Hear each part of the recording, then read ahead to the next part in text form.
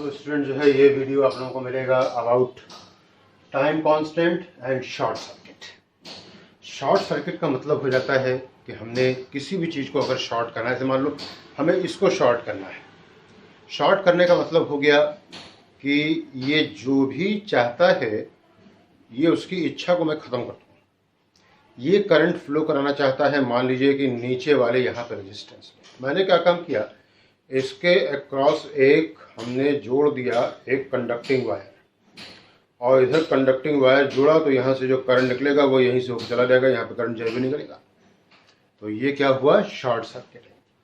And time constant, time constant के बारे में अगर आप जानते हो या ना जानते हो कि कैपेसिटर की चार्जिंग में, पहले मैं आपको कुछ देर बता दूं आपको, Q बराबर Q0 1 माइनस ई की पावर माइनस का T अपॉन RC, ये है चार्जिंग की का फॉर्मूला। इसको ट्रांजिएंट चार्जिंग कहते हैं, और ये जो RC है इसी को हम टाइम कांस्टेंट कहते हैं।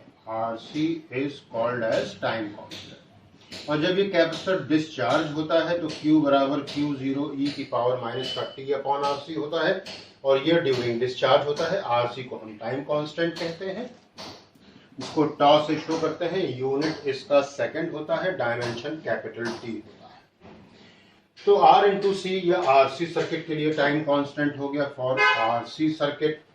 और यहीं पे LR सर्किट के लिए अगर कहा जाए तो during growth of current I बराबर I0 1 माइनस ई की पावर माइनस का R upon L into T, और डिके ऑफ करंट के केस में ये 1 हट जाएगा और ये ऐसा आ जाएगा e की पावर माइनस का R upon L into T, और ये T अपॉन टॉ हो जाता है, T अपॉन टॉ। 1 अपॉन टॉ बराबर R अपॉन L है, तो टॉ बराबर हो जाता है L अपॉन R, और यही चीज हो जाती है क्या, टाइम कांस्टेंट। टाइम कांस्टेंट की परिभाषा भी मैं आपको बता दूं कि ये कैपेसिटर की चार्जिंग का हाल है, ये इंडक्टर के करंट के ग्रोथ का हाल है। वो टाइम इंटरवल जितने समय में कैपेसिटर अपनी मैक्सिमम वैल्यू ऑफ चार्ज का, Q0 is maximum value of charge, Q0 को आप C इंटू E कहते हो, I0 को आप E0 अपॉन R कहते हो, मैक्सिमम करंट है। तो कह रहे थे हम कि during charging of the capacitor, वो समय अंतराल, वो टाइम इंटरवल जितने में कोई कैपेसिटर चार्ज हो जाता है अपनी मैक्सिमम वैल्यू का 63%, एंड ड्यूरिंग डिस्चार्जिंग, ये जब जो है 100% चार्ज हो गया, अब धीमे होकर के जो इसका चार्ज नीचे गिरने लगा, तो कहा जा रहा है कि वो टाइम इंटरवल जितने में इसका वैल्यू घट के रह जाएगा, वो 63 था 37%। इसी तरह से यहाँ पे कि वो टाइम इंटरवल जितने समय में करंट पहुंच जाती है अपनी मैक्सिमम वैल्यू का 63% is called as time constant. और decay of circuit, decay of current में वो टाइम इंटरवल जितने समय में करंट पहुंच जाती है अपनी मैक्सिमम वैल्यू का 37% is called as time constant. ये बात हुई टाइम कांस्टेंट की। ध्यान रहे, ये एक्सपोनेंशियल ग्रोथ होता है और एक्सपोनेंशियल फॉल होता है। Exponential growth and exponential fall, इन बातों का ध्यान रहे। अब यहाँ पे कहा जा रहा है कि ड्यूरिंग चार्जिंग एंड डिस्चार्जिंग आपको बताना है कि क्या होगा टाइम कांस्टेंट। तो ड्यूरिंग चार्जिंग एंड डिस्चार्जिंग की बात जो आप करोगे, तो यहाँ पूछा रहा था कि जब जो है चार्ज हो रहा है तो सर्किट कितना काउंट होगा। कहेंगे जब चार्ज होगा तो ये इंडक्टर है, इंडक्टर शुरुआत में अपना इनर्शियल नेचर शो करेगा, बाद में सारी करंट यही घसीट के ले जाएगा। और टॉ बराबर मैंने आपसे बताया था कि ये L अपॉन R होता है। तो ड्यूरिंग चार्जिंग जो है, ये आप सवाल देख चुके हैं, तो ड्यूरिंग चार्जिंग जो सर्किट बंद करके रह जाएगा वो होगा ड्यूरिंग चार्जिंग सर्किट जो रह जाएगा वो इतना होगा। ये 2R है, ये L है, ये V हो गया, और ये टॉ बराबर क्या बताया था, L अपॉन R, कहेंगे ये हो जाएगा L upon 2R। L upon 2R is the value of time constant during charging.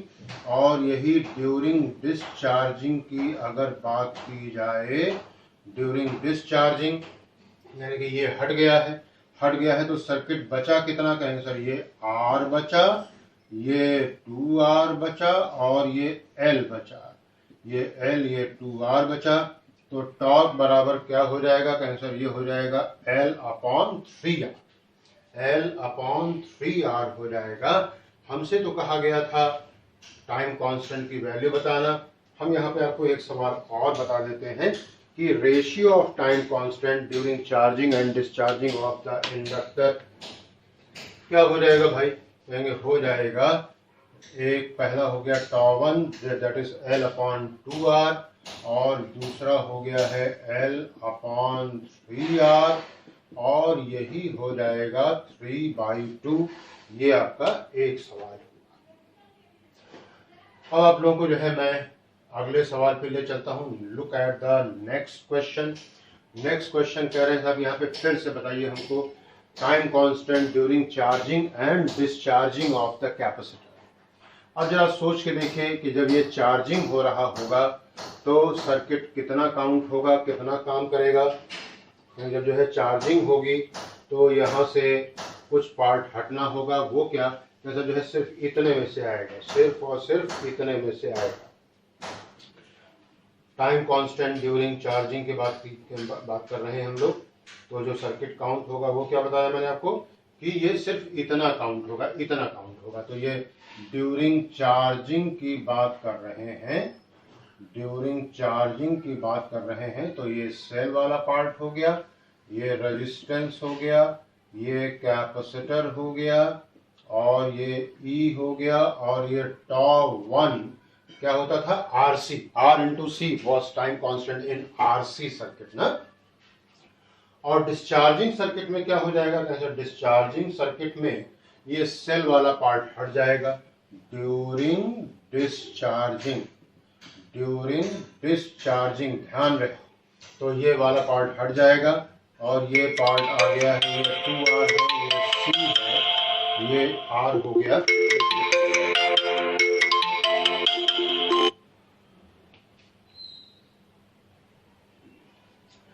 2R हो गया, C हो गया और ये हो गया आपका R। और ड्यूरिंग डिस्चार्जिंग हो जाएगा क्या, कहेंगे ये हो जाएगा 3RC।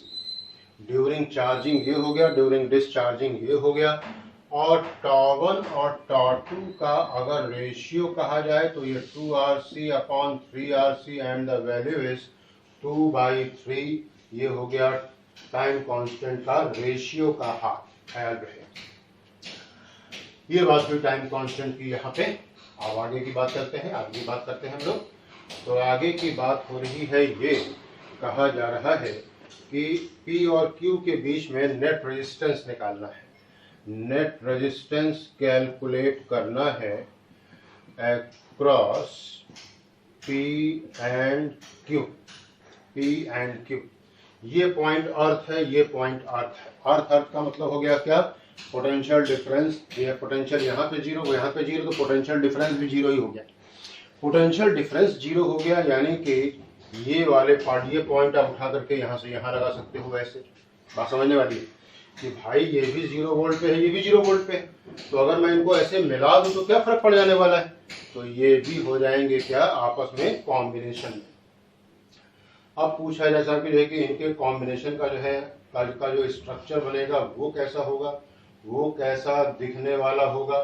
सर ये हो जाएगा पॉइंट P से चले, ये R और R में तो किसी को कोई शक शुबा हो ही नहीं सकता कि ये किस कॉम्बिनेशन में है, कहेंगे बिल्कुल नहीं, कोई शक शुबा नहीं है। क्या हो जाएगा R/2। मैंने कहा था कि इनको आप यहाँ पे जोड़ सकते हो, तो ये आप देख सकते हो कि ये हो गया क्या चीज, कहेंगे 2R, this is Q point, this is point Q। एक हो गया है 2R, एक हो गया है R/2। और पूछा जाएगा कि नेट रेजिस्टेंस का हाल, तो RPQ बराबर क्या बोल रहे हो, कहेंगे नेट रेजिस्टेंस निकालना है। पैरेलल में है, पैरेलल में क्या होता है formula, R1R2/R1 + R2, R1R2/R1 + R2। तो 2R × R/2/2R + R/2, ये हो गया आर स्क्वायर, ये हो गया 5r/2 और ये आंसर आ गया 2/5r, 2/5r, 2r/5। तो ये हुई बात हमारे पास किसकी, इस सर्किट के नेट रेजिस्टेंस की। एक सवाल अभी और आ रहा है, बच रहा है, वो है कि ये सर्किट आपको दिखाया गया है 2 ओम है, 4 ओम, 5 ओम, 20 वोल्ट और ये कंडक्टिंग वायर है। 6 सवाल इसमें आपसे पूछे गए हैं। करंट अक्रॉस 2 ओम बताइए, करंट अक्रॉस 4 ओम बताइए, करंट अक्रॉस 5 ओम बताइए, और इन्हीं के अक्रॉस आपको पावर डिसिपेशन बताना है, P2, P4 एंड P5। तो कहा जाएगा तब जो है ये 2 ओम को आपने शॉर्ट कर रखा है, 2 ओम को आपने शॉर्ट कर रखा है, तो यहाँ पे करंट की वैल्यू हो जाने वाली है क्या, एंड करंट की वैल्यू हो जाएगी 0, करंट की वैल्यू हो जाएगी 0, I2 का हाल क्या 0 हो गया। अच्छा, 4 ओम और 5 ओम लगे हुए हैं आपस में पैरेलल में विद द बैटरी 20 वोल्ट, तो इसको भी 20 वोल्ट मिलेगा, उसको भी 20 वोल्ट मिलेगा। तो I4 क्या हो जाएगा 20/4 यानी कि 5 एम्पियर, और I5 को भी मैंने कहा कि 20 वोल्ट मिल रहा है, तो ये क्या हो जाएगा 20/5 ampere, that is 4 ampere. Power dissipation पूछा गया था अक्रॉस 2, तो P बराबर I स्क्वायर R है, P2 बराबर तो हो जाएगा 0, P2 का मतलब हो गया power drop, power dissipation across 2 ओम, पावर डिसिपेशन अक्रॉस 4 ओम पूछा जाएगा, तो I4 5 का स्क्वायर इंटू 4 हो गया, 25 इंटू 4 वाट हो गया, कहेंगे ये हो गया 100 वाट। P4 कहा गया भैया P5 power drop, power dissipation across 5 ओम, तो ये 4 स्क्वायर हो गया इंटू 5 हो गया, 16 इंटू 5 वाट हो गया, और ये हो गया क्या 80 वाट। तो ये हमारे पास आज के वीडियो में कुछ खास सवालों को लेकर के मैं आया था।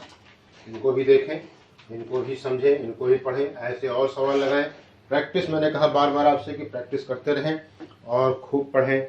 जहाँ भी आपको मेरी आवश्यकता पड़े आप मुझसे जो है कह सकते हैं, मैं आप लोगों के लिए हाजिर रहूँगा। जो भी सवाल हो, जैसी बातें हों, मैं आप लोगों के लिए जो है काम कर सकता हूँ, तो मैं करने के लिए तैयार हूँ। शर्त है आप सीरियस रहें अपने पढ़ाई के प्रति और अपने कैरियर के प्रति। All the best.